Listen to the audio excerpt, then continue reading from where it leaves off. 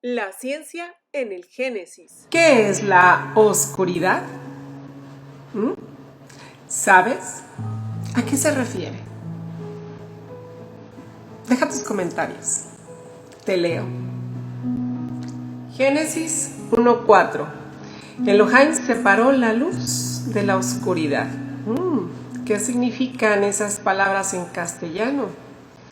¿Qué dicen los científicos? ¿Qué era lo que seguía en la... ¿Qué significa separar? ¿Lo sabes? Cuéntame. Agradezco a todos los que respondieron en el video ¿qué es la oscuridad? Por supuesto que en Génesis hay un significado mucho más profundo al hablar de lo que es la luz y de lo que es la oscuridad. Hay un significado espiritual, como muchos lo mencionaron.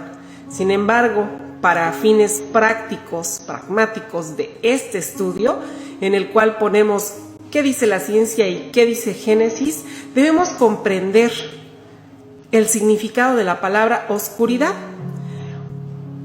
En el diccionario de la Real Academia vemos que, por supuesto que también se puede decir obscuridad. Las dos palabras, las dos pronunciaciones son válidas para los que lo mencionaron. Bien, el significado de la palabra oscuridad, según la RAE, es falta o escasez de luz para percibir las cosas. Punto. Eso significa la palabra en castellano oscuridad, falta o escasez de luz para percibir las cosas.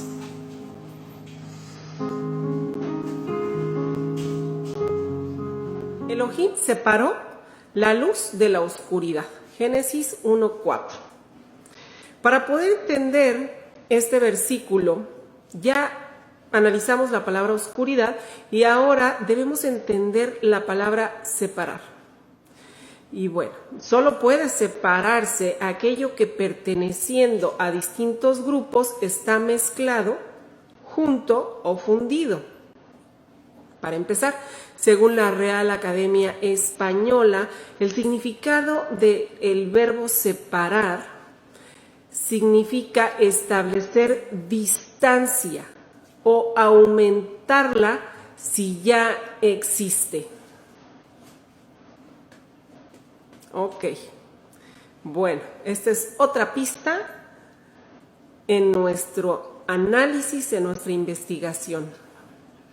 Continuamos en traducción del castellano al castellano de Génesis 1:4. Entonces, por lo tanto, lo que dice el versículo es que Elohim, estableció distancia, es decir, separó entre la luz y la escasez de luz para percibir las cosas, la oscuridad. ¿Ok? Repito. Lo que dice es que Elohim estableció distancia entre la luz y la escasez de luz para percibir las cosas. Esta es la traducción del castellano al castellano. Según el significado, llano, plano, de el diccionario de la Real Academia Española. Suena raro, suena extraño. Sin embargo, te vas científicamente hablando, ¿qué es lo que está diciendo? Ha sido comprobado en el estudio de la óptica. Y dije, bueno, ¿qué es esto de establecer distancia y que tiene que ver con la luz? Bueno, pues me fui a la óptica, ¿no? Vámonos a la óptica, porque tiene que ver con la luz. Entonces, bueno, pues ahí vamos a encontrar que efectivamente en el estudio de la óptica, las diferentes distancias de las ondas de la luz existen. Ah, caray, interesante, ¿no? Resulta que la luz, además de ser un fenómeno visible, es todo campo de la radiación electromagnética conocida. Entonces, en el universo, la radiación electromagnética es de diferentes clases y se ordena conforme a las diferentes amplitudes, longitudes y frecuencias de onda, conformando el espectro electromagnético. ¡Wow! O sea que cuando yo leo Génesis y voy a ver a la ciencia qué significa distancia en la luz, me encontré con todo este rollo. Pero no todo el espectro electromagnético es visible al ojo humano. Por ello existe en física la llamada luz visible, para lo que para nuestro ojo lo demás es oscuridad. Pero aún así, no es que no exista nada. Continuamos en...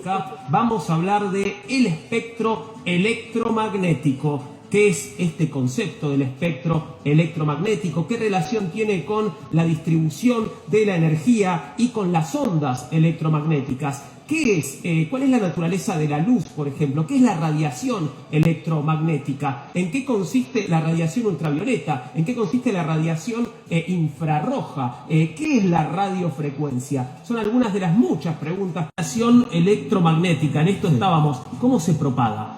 Bueno, es interesante porque es distinto a cualquier otra forma de onda que nosotros conocemos. Por ejemplo, si yo estoy hablando con vos, el sonido viaja a través del aire. O si yo estoy, las olas en el agua, viajan a través del agua. Pero las ondas electromagnéticas no necesitan un medio material para viajar. Y por eso pueden viajar a través del vacío del espacio y llegar desde la estrella, por ejemplo, desde nuestro Sol, hasta la Tierra. Entonces no necesitan ningún medio material, se propagan en el vacío. Y además se propagan a la velocidad más rápida que conocemos, que es la de la luz. ¿Todas las ondas electromagnéticas se propagan a esa velocidad? Todas las ondas electromagnéticas en el vacío se propagan a esa velocidad, que son 300.000 kilómetros sobre segundo. Y que además parecería ser un límite, por lo que conocemos, fundamental a la velocidad de propagación en nuestro universo. No hay nada que conozcamos que se mueva más rápido que la velocidad de la luz. Y es independiente de quién emite esa luz y es independiente de quién recibe esa luz. La velocidad es siempre la misma y eso es uno de los postulados que se ve en la teoría de relatividad especial de Einstein. Bueno, esto me lleva a una pregunta que seguramente tendrá su complejidad en la respuesta. Sí. Entonces, ¿la luz es una onda? Bueno, la respuesta a esta sería sí y no al mismo tiempo, lo cual es interesante y fue una de las grandes discusiones de la física. ¿Cuál es la naturaleza de la luz? Esta pelea entre la gente que pensaba que la luz era una onda y la gente que pensaba que la luz era una partícula se prolongó durante cientos de años. Había gente de la talla de Newton que decía que la luz era una partícula y, por ejemplo, cuando se reflejaba en un espejo, es lo mismo que tirar una pelota al piso y que pique. ¿Te parece que veamos un informe que tenemos sobre esto y después me agregás todo lo que haya para actualizar, esto que fue una investigación y una discusión de siglos, podríamos decir, ¿no? Exactamente, vamos. ¿Cuál es la naturaleza de la luz? A lo largo de la historia de la ciencia se han elaborado distintas teorías para explicar la naturaleza de la luz. En el siglo XVII, Newton propuso la teoría corpuscular en la que sostuvo que la luz consiste en un flujo de pequeñísimas partículas o corpúsculos sin masa emitidos por las fuentes luminosas que se mueven en línea recta con gran rapidez. También de esa época es la teoría ondulatoria, desarrollada por el científico holandés Christian Huygens. Él propuso que la luz emitida por una fuente está formada por ondas que corresponden al movimiento específico que ésta sigue cuando se propaga, llamado éter. Asimismo, en ella se señala que la velocidad de la luz disminuye cuando penetra al agua. El planteo permite explicar y describir la refracción y las leyes de la reflexión. Fue tomada en cuenta recién después de un siglo, cuando se la sometió a prueba a través de los trabajos del médico inglés Thomas Young, en los que se estudian las interferencias luminosas, y por el físico francés Fresnel, que trata sobre difracción. En el siglo XIX, James Maxwell realizó un nuevo aporte que se conoce como teoría electromagnética, por lo que se supo que la luz es una onda transversal que se propaga perpendicular entre sí. Esta premisa permitió descartar que existiera un medio de difusión insustancial e invisible, es decir, el éter, lo que terminó siendo corroborado por un experimento. Sin embargo, esta hipótesis no logra explicar algunos fenómenos relacionados con el comportamiento de la luz en cuanto a la absorción y la emisión, como el efecto fotoeléctrico y la emisión de luz por cuerpos incandescentes. Hacia fines del siglo XIX y principios del XX, el físico alemán Max Planck estableció que los intercambios de energía entre la materia y la luz solo son posibles por cantidades finitas o cuantos. La propuesta se enfrentó a la dificultad de no poder explicar los fenómenos de tipo ondulatorio, como las interferencias y las difracciones, entre otros. Sin embargo, en 1905, Einstein se basó en ella y explicó el efecto fotoeléctrico por medio de los corpúsculos de luz a los que llamó fotones. Una última hipótesis es la que se conoce como mecánica ondulatoria, que reúne tanto la teoría electromagnética como la de los cuantos, heredadas de la teoría corpuscular y ondulatoria, con lo que se evidencia la doble naturaleza de la luz. En 1924, el físico francés Louis de Broglie estableció la naturaleza corpuscular de la luz en su interacción con la materia, en lo que hace a su proceso de emisión y absorción y la naturaleza electromagnética de su propagación. Estas son las hipótesis que explican uno de los fenómenos más misteriosos que acaparó la atención de brillantes científicos de todos los tiempos. Ahora, Hernán, ¿se despejó este misterio o seguimos debatiendo sobre la naturaleza de la luz? No se despejó, la luz es una onda y una partícula, tiene esta naturaleza dual, y es súper interesante pensar que que se iban apilando argumentos de un lado y del otro durante cientos de años, apoyando un lado o el siguiente. La teoría de Maxwell, que charlamos más temprano, tenía que ver con ondas electromagnéticas, entonces parecía inclinar la balanza completamente hacia la naturaleza ondulatoria de la luz. Pero solamente duró 5 o 6 años esa decisión, porque justamente, como decía el informe, Planck y Einstein empezaron a encontrar inconsistencias y postularon esta naturaleza dual. Es interesante saber que cuando esto ocurre, Einstein recibe cartas furiosas diciendo: esto nos retrotrae 300 años a discusiones que tenían Huygens y Fresnel. Hoy hablaremos del espectro electromagnético. Para ello debemos remontarnos en la historia, a fines de 1600, cuando Isaac Newton, mediante un prisma de vidrio, dejó pasar un pequeño haz de luz blanca. Notó que esta luz se separaba en muchos colores, como el arco iris, y nombró este fenómeno espectro. Casi un siglo y medio más adelante, el científico William Herschel, basado en el experimento de Newton, midió la temperatura de los colores del espectro y comprobó que las ondas rojas transportan más calor que las violetas. Pero lo revolucionario de este experimento fue cuando colocó el termómetro al lado de la luz roja y descubrió que la temperatura era mayor. Como se encontraba al lado del color rojo, lo llamó infrarrojo y pudo comprobar empíricamente que existen formas de luz que no son visibles por el ojo humano. El espectro visible, que comúnmente llamamos luz, son las ondas a las que nuestros ojos son sensibles y, como vemos, es una parte muy pequeña del espectro electromagnético. Por ende, la energía liberada por el Sol viaja por el vacío del espacio y llega a la Tierra directamente en forma de ondas que transportan una determinada cantidad de energía. Estas ondas, de diferentes características, pertenecen al espectro electromagnético. Pueden proceder de la luz blanca según una serie de formas, pero cada una de ellas depende del hecho de que la luz visible cubra una gama de longitudes de onda y frecuencias. La luz es una forma de energía que se mueve a través del espacio en forma de ondas. Al movimiento de la onda desde un punto hasta el siguiente punto correspondiente se le llama un ciclo. La distancia entre estos dos puntos se conoce como longitud de la onda o longitud de onda, y el número de ciclos por segundo es la frecuencia de la onda. La luz blanca no tiene una única frecuencia ni longitud de onda. Es realmente una combinación de diferentes frecuencias y longitudes de onda. Estas son las que llamamos el espectro visible, las ondas luminosas que percibimos como colores. E incluso estos colores están compuestos por una gama de longitudes de onda y frecuencias. El rojo tiene la longitud de onda más larga del espectro visible, y las longitudes de onda se van haciendo más cortas y las frecuencias más altas a medida que nos movemos hacia el extremo violeta del espectro. Son estas longitudes de onda, o las combinaciones entre ellas, las que tienen que separarse de la luz blanca para que nosotros veamos los colores. Una de las maneras en que esto sucede es mediante la refracción, la inclinación de las ondas luminosas. Los colores se pueden producir cuando las ondas luminosas se inclinan al pasar de un medio a otro. Esto es debido a que todas las longitudes de onda que componen la luz blanca no sufren la misma inclinación. Un prisma nos demuestra esto claramente. Como las longitudes de onda más cortas de la luz blanca se inclinan más que las más largas, las diferentes longitudes de onda se separan. Es por esto por lo que un prisma produce colores. Los colores se organizan formando un espectro continuo. Los colores de un arco iris están causados por una separación similar de la luz del sol por las gotas de lluvia. Pero en la superficie de un disco compacto, no es la inclinación y la separación de las ondas luminosas lo que produce los colores. Aquí se trata de color producido cuando las ondas luminosas se interfieren unas con otras.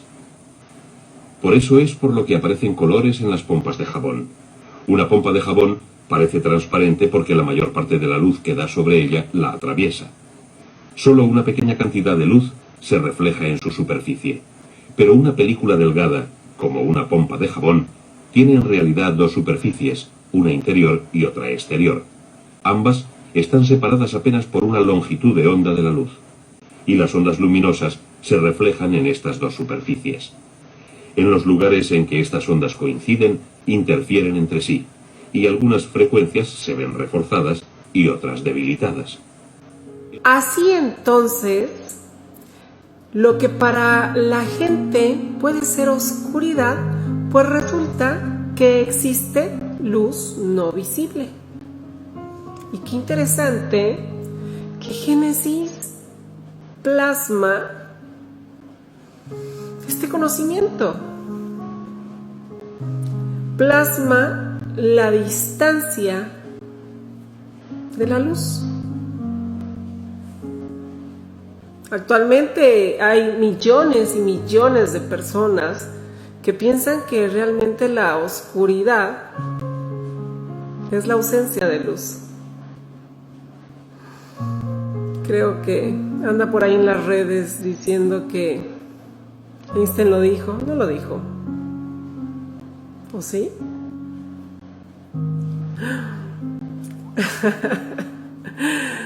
La desinformación, ¿no? Increíble, la desinformación de internet. Pero sí, pues en lo que nosotros pensamos que hay oscuridad, hay luz no visible, ya que existe una cierta cantidad de radiación en cada lugar del universo. Aunque no podamos verla con nuestros ojos humanos, que son muy buenos, pero son limitados. Así que la oscuridad total, en teoría, solo podría existir en condiciones de cero absoluto o próximo a un agujero negro. Yo nunca he estado ahí. ¿Usted? Creo que tampoco, ¿verdad? Si checamos lo que es la luz visible en el espectro, pues solamente es ese pedacito pequeño que al hacerlo grande, ese pedacito pequeño de colores, al hacerlo grande, bueno, pues ya nos presenta el espectro visible de la luz. Pero todo lo demás no es que no exista nada, sino que simplemente no lo vemos, pero sí existe. Así entonces, la definición de la Real Academia Española se queda corta porque nos está diciendo que la oscuridad es la escasez de luz para percibir las cosas. Bueno, pero no quiere decir, o sea, realmente científicamente hablando, no es que haya escasez de luz, sino nosotros somos los que tenemos la limitación de percibir la luz existente científicamente hablando. Entonces no basta el significado de la RAE, sino el significado científico. Entonces, con el conocimiento del diccionario de la Real Academia Española y con el conocimiento científico, Génesis 1:4 podría quedar como que Elohim estableció distancia entre la luz visible y la luz no visible. No hay que comer ansias esto no es rápido, tenemos que analizar bien Génesis 1:4, ¿qué significa? ¿Qué significa? ¿Por qué nos habla de distancias con la luz? Ahora podemos discernir este conocimiento porque tenemos más conocimientos científicos, pero a mí lo que me impresiona es cómo relaciona Génesis acerca de el establecer distancia con la luz visible y con la luz no visible, lo que establece precisamente las diferentes longitudes de la luz. ¿Por qué estaba ese conocimiento en Génesis? ¿Cómo llegó ahí? Me impresiona. No es casualidad, no estoy manipulando ni siquiera la traducción yo, simplemente me estoy yendo a lo que realmente significa la palabra separar, y es establecer distancia. Y una vez que se establece en distancia en la luz, entre la luz visible y la no visible, pues se crean las diferentes longitudes de onda de la luz. Hello, no lo estoy diciendo yo, estoy juntando los dos conocimientos, y aún así no alcanzo a entender todo lo que conlleva Génesis 1:4. ¿Cuál es todo su significado científicamente hablando? Pero a mí me impresiona. Vamos a tener todavía más que estudiar, que profundizar científicamente hablando acerca de la luz y sus ondas y sus longitudes y sus frecuencias para poder entender más o tratar de entender. No quiere decir que vamos a lograr entender todo su significado, pero es impresionante cómo Génesis tiene ese conocimiento. Increíble, porque los científicos han estado años, cientos de años estudiando la luz para poder determinar que tiene distancias, que tiene longitud de onda. Y en Génesis estaba. En Génesis está. No lo puedo negar, no lo estoy inventando yo ahorita. Está escrito desde hace muchos siglos. Increíble. Bendito sea Dios. Bendito Elohim precioso. Pero bueno, como científicos tenemos que seguir analizando a Génesis. ¿Qué significa? Además, recuerde que la palabra separar vimos en el diccionario de la Real Academia Española que significa establecer distancia, pero que también significa aumentar distancia si es que ya existe. Por lo tanto, Génesis 1:4 podría quedar como sigue: Elohim aumentó la distancia entre la luz visible y la luz invisible. Podría ser otra forma de entenderlo.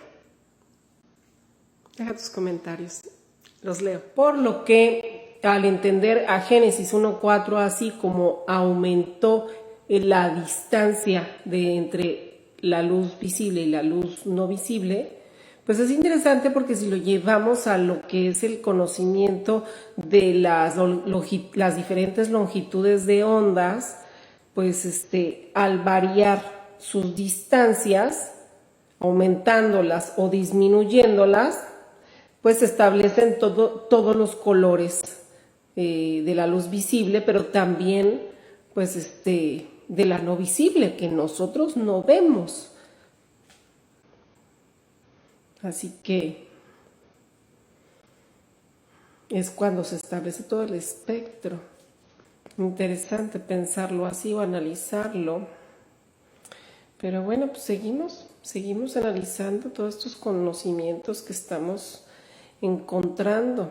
Génesis 1:4 continúa. Vamos a continuar analizándolo.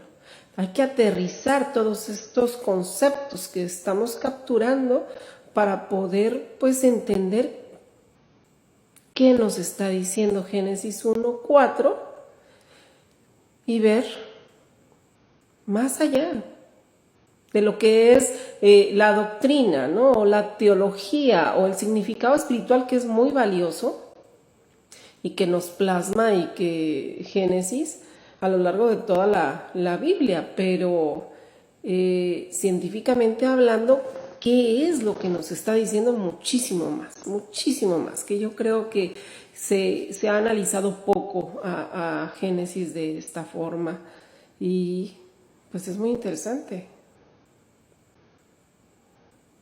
Deja tus comentarios, te leo. En realidad los leo.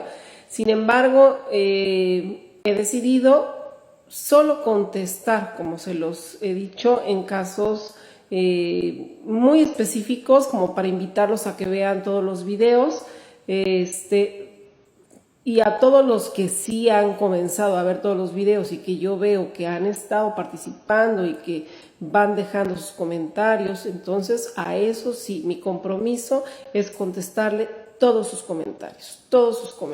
A los que no, que llegan de pronto y entran así como que, ups, aquí pongo mi comentario, pues es difícil que yo me sienta comprometida o que me sienta preocupada si su comentario es agresivo, menos.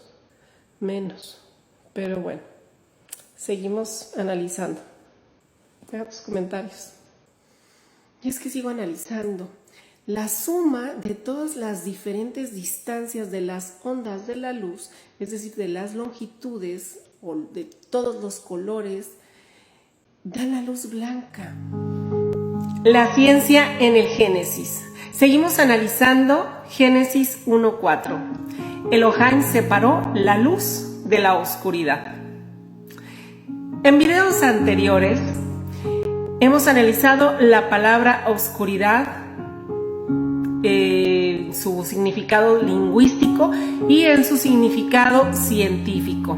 Asimismo, la palabra separar hemos concluido que significa establecer distancia o aumentarla si ésta ya existe. Por supuesto, nos llevó al campo de la óptica, de la física, y hemos concluido que esta distancia tiene que ver directamente con las ondas de la luz.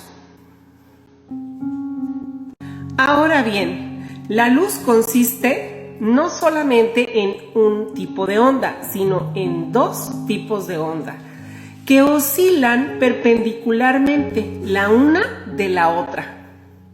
Una de las ondas pertenece al campo magnético y la otra pertenece al campo eléctrico.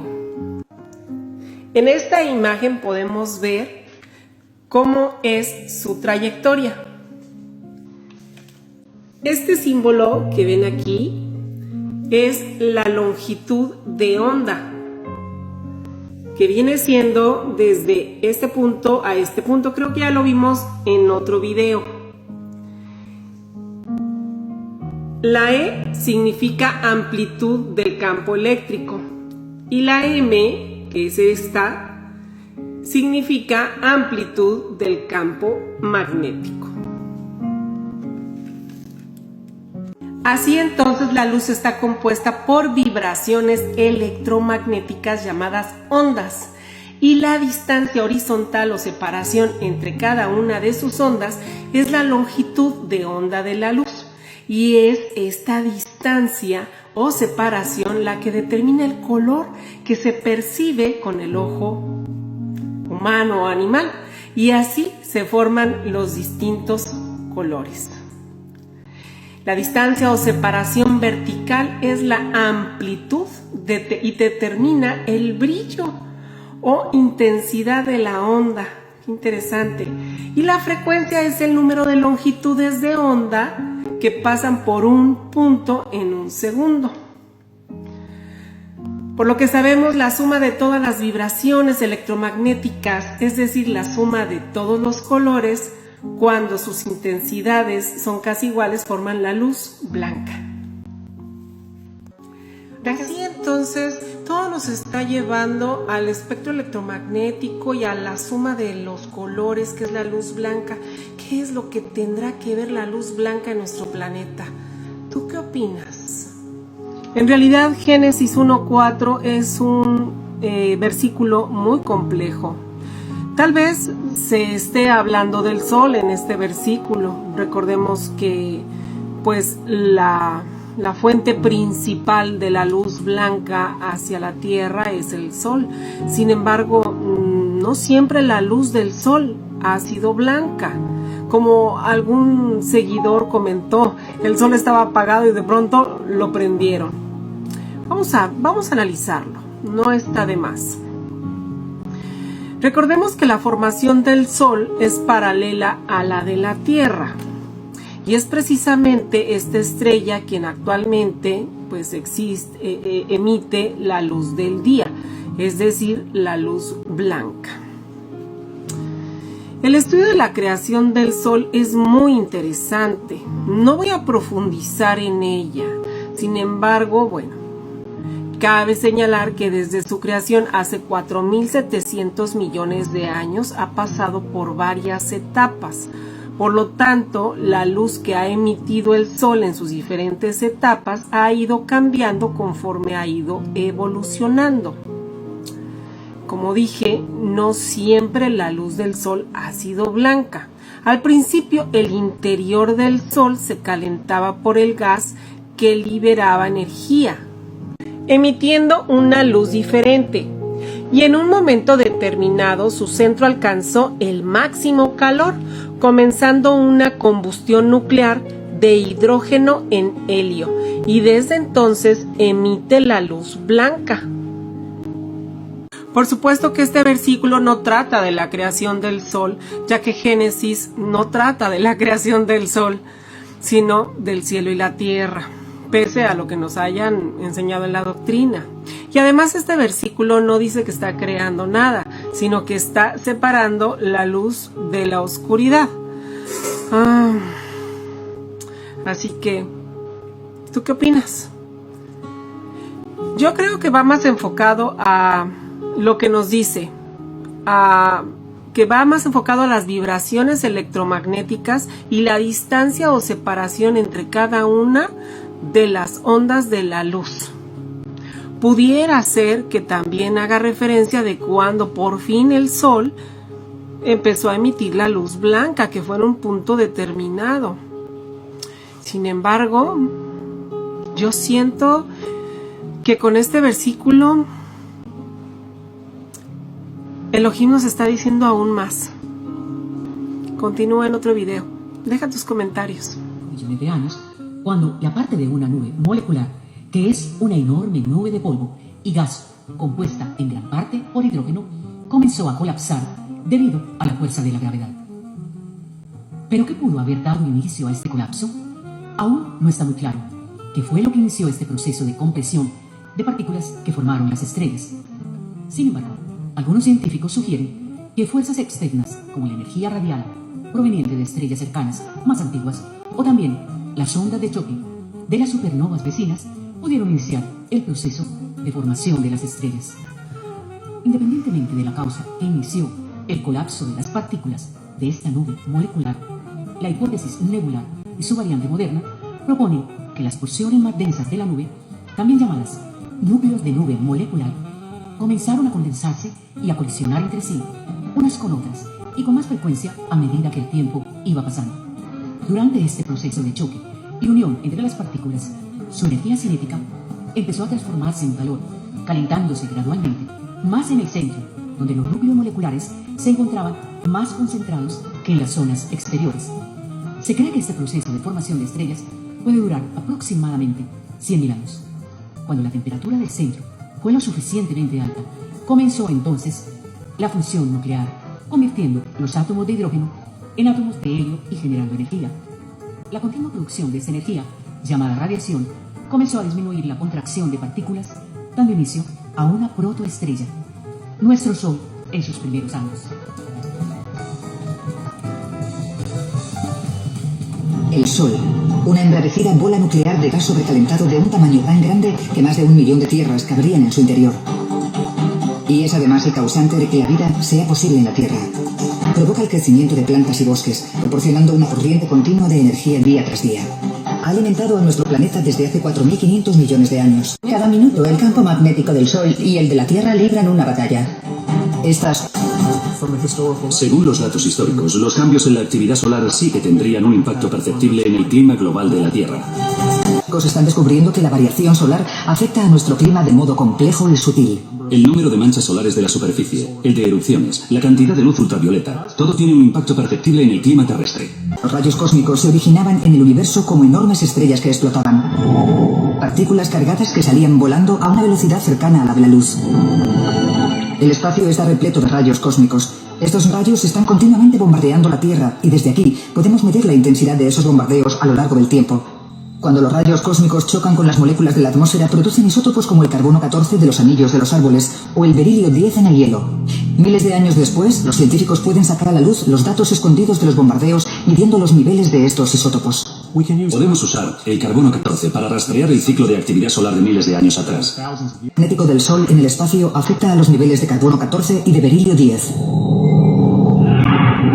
El campo magnético del Sol es inmenso. Normalmente se prolonga hasta 13.000 millones de kilómetros en el espacio, pero cuando el Sol está más activo magnéticamente puede llegar a 16.000 millones de kilómetros. Como los rayos cósmicos son partículas cargadas, los campos magnéticos las desvían. Cuanto más activo magnéticamente está el Sol, más rayos cósmicos desvía, dejando menos indicadores en árboles y bloques de hielo. En la Tierra, el magnetismo se ha utilizado durante mucho tiempo para desviar partículas cargadas. Es luz y calor. La energía del Sol la generan inmensas presiones del núcleo. Sorprendentemente, la energía que sentimos diariamente no se genera 8 minutos y medio antes, que es el tiempo que tarda la luz en llegar a la Tierra, sino que se produjo en el núcleo del Sol hace 250 000 años. Solo notaríamos el cambio en la producción de energía solar dentro de unos cuantos siglos. Los fotones de luz rebotan durante miles de años en el interior del Sol, intercambiando calor y energía antes de escaparse y viajar hacia la Tierra. Usaban miles de millones de partículas neutras de su núcleo que chocaban contra la Tierra de forma ininterrumpida, pero invisible para los instrumentos científicos. Pauli pensaba que apenas tenían masa y que eran capaces de atravesar cualquier objeto, incluida la Tierra. Son los llamados neutrinos. Los neutrinos son mensajeros excepcionales porque pueden atravesar la parte exterior del Sol sin apenas interferencia. Los científicos creen que una de esas partículas podría atravesar un bloque de plomo de 1 año luz de longitud. En un segundo. Sorprendentemente, la energía que sentimos diariamente no se genera 8 minutos y medio antes, que es el tiempo que tarda la luz en llegar a la Tierra, sino que se produjo en el núcleo del Sol hace 250 000 años. Solo notaríamos el cambio en la producción de energía solar dentro de unos cuantos siglos. Los fotones de luz rebotan durante miles de años en el interior del Sol, intercambiando calor y energía antes de escaparse y viajar hacia la Tierra. ¿Es un misterio? ¿Cómo vamos a calcular la producción de energía solar si la energía que recibimos es tan antigua?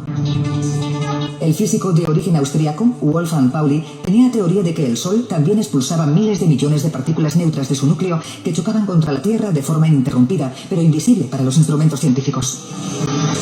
Pauli pensaba que apenas tenían masa y que eran capaces de atravesar cualquier objeto, incluida la Tierra. Son los llamados neutrinos. Los neutrinos son mensajeros excepcionales porque pueden atravesar la parte exterior del Sol sin apenas interferencia. Los científicos creen que una de esas partículas podría atravesar un bloque de plomo de 1 año luz de longitud. En un segundo, unos 100.000 millones de neutrinos pasan a través de mi pulgar, pero no se absorbe ninguno, y casi todos lo atraviesan sin ninguna interacción. Producción de energía sobre nuestro planeta. Una manera sencilla de calcular la producción del Sol sería mirando cómo una pequeña área de Tierra se calienta durante los 11 años de ciclo solar. En un día soleado, cada metro cuadrado de la superficie de este planeta recibe 1000 julios por segundo de energía del Sol.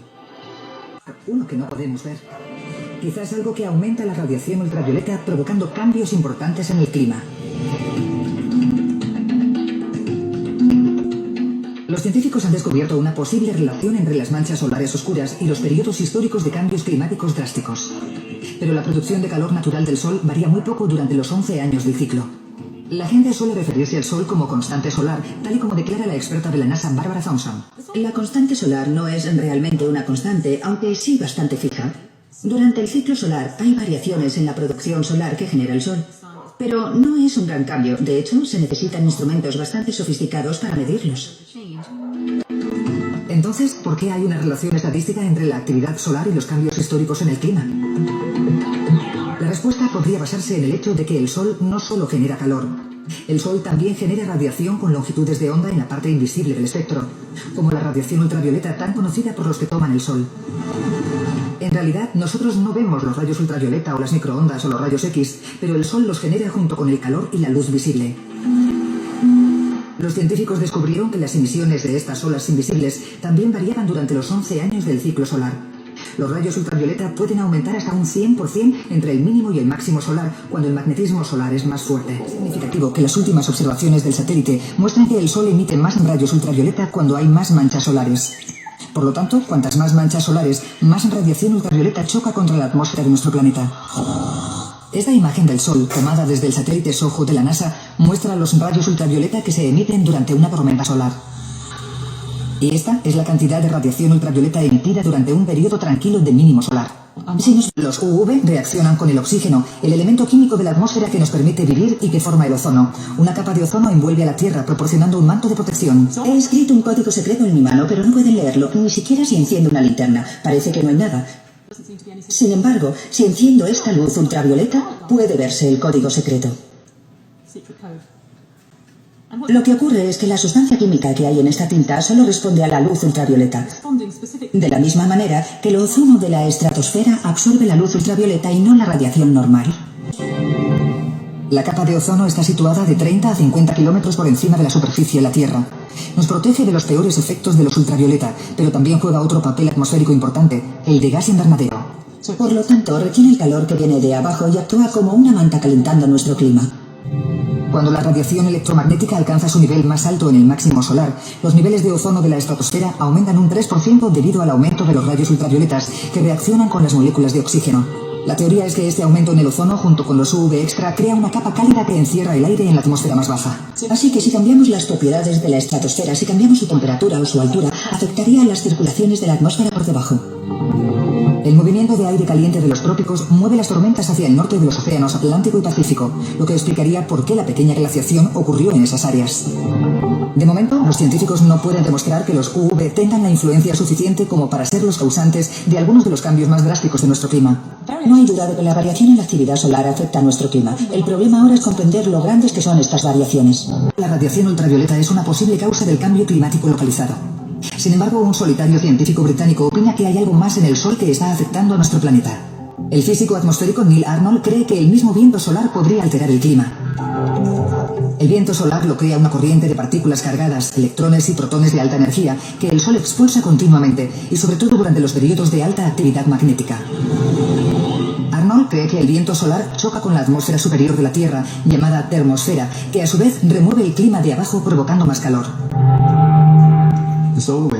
El viento solar interactúa con la atmósfera superior de la Tierra con mucha libertad, provocando grandes cambios. Esta idea se opone totalmente a la creencia convencional sobre el viento solar. La mayoría de los científicos no creen posible que sea capaz de provocar un cambio importante en el clima. Para entender la teoría debemos entender cómo nuestro clima mantiene el equilibrio. Impresionante el estudio del Sol. Me llevó a otro nivel. Ahora podemos comprender que al cambiar la luz o la radiación que emitía el Sol, contribuyó, al parecer, afectan el clima de nuestro planeta. Entonces, contribuyó a la creación de la vida que hemos visto en Génesis 1:3, que comenzaba por la actividad del campo electromagnético y el sistema de rayos que había surgido. Y sí, como lo dice el documental, el Sol es vital para la vida de nuestro planeta. Al parecer, tiene alguna relación. ¿Tú qué opinas? Sin embargo, con este versículo, el Génesis nos enseña que la nada no existe. Pues en todo lugar existe radiación electromagnética, como los neutrinos que vimos, impresionantes. Y donde pudiera no haber nada, como en el espacio vacío, existe el éter, que es capaz de curvarse, contraerse o expandirse como cualquier material. Es por ello que el Padre Eterno está en todas partes, pues la nada no existe. Es un versículo, Génesis 1:4, que tiene mayor explicación con la ayuda de los conocimientos científicos modernos. No me cabe duda. ¿Tú qué opinas? Deja tus comentarios.